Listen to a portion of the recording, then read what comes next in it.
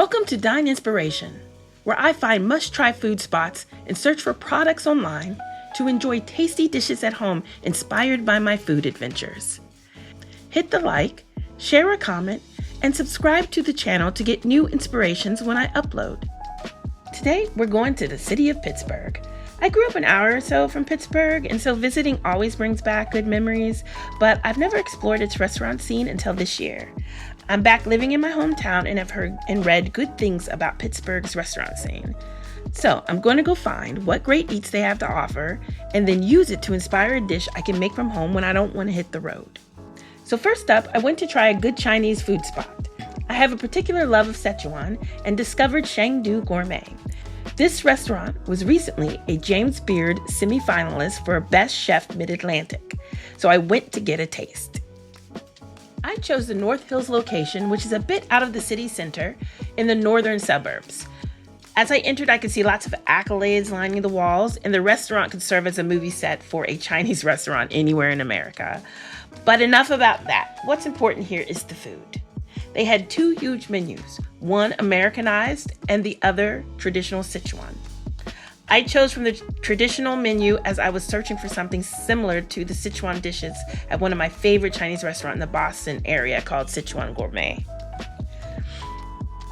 I ordered bok choy with black mushrooms, crispy fish in hot pepper, and diced chicken Chongqing style. It was really hard to choose with so many options, and I will have to go back to try other things, but I thought I would just get some basic go-tos for my first time around. The bok choy with mushrooms was quite good, with the bok choy cooked until tender but with a slight crunch. And the mushrooms were soft but not mushy, and it was all in a tasty but mild sauce. Both the fish and chicken were crunchy yet tender and juicy. The chili gave it heat, and the peppers added some fruitiness to balance it all out. I did make a mistake of choosing both the chicken and the fish in the same style.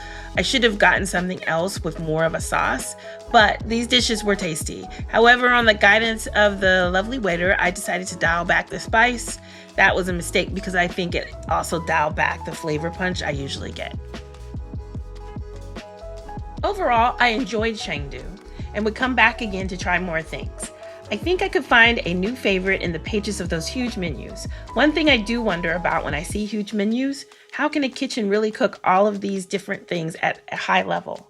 However, with all the accolades this restaurant has, it appears they are able to pull it off. I would love to hear in the comments what you've experienced in restaurants with large menus. So how can I get the Sichuan flavor at home? Well, I actually have something already in my pantry that's my go-to when I want that flavor punch of Sichuan. You can order this online at Fly by Jing or on Amazon.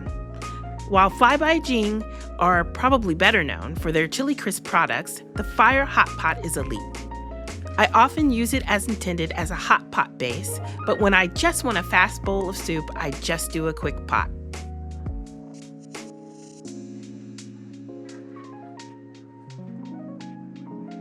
First, dilute the base with water. There are 2 packets of soup base in each package, and each package is mixed with 6 cups of water. Once diluted, take 2 cups and put in a medium saucepan and bring to a light boil.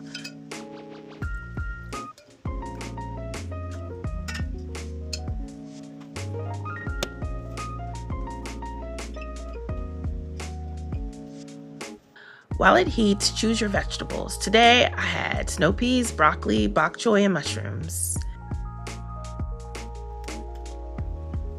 Clean and cut the vegetables according to the size you want in your soup.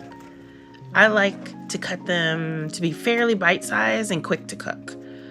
Other vegetables like Napa cabbage, enoki mushrooms, or spring peas I use sometimes, but obviously you can use whatever you like.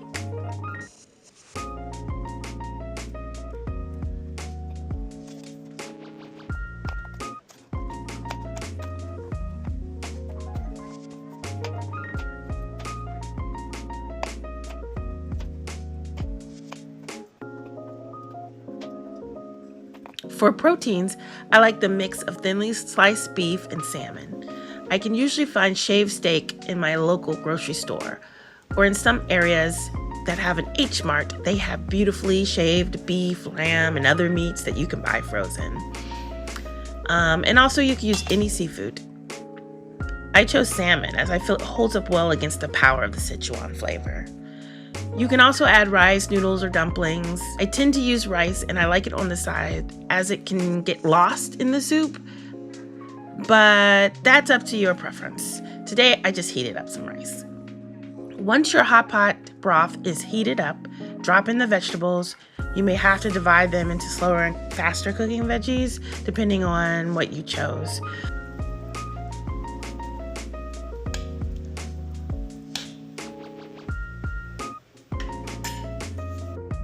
When the veggies are close to the doneness you like, I like mine cooked with some crunch still.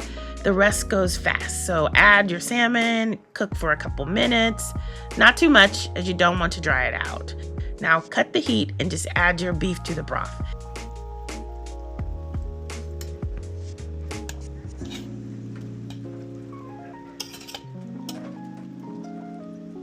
It's ready to plate in your bowl.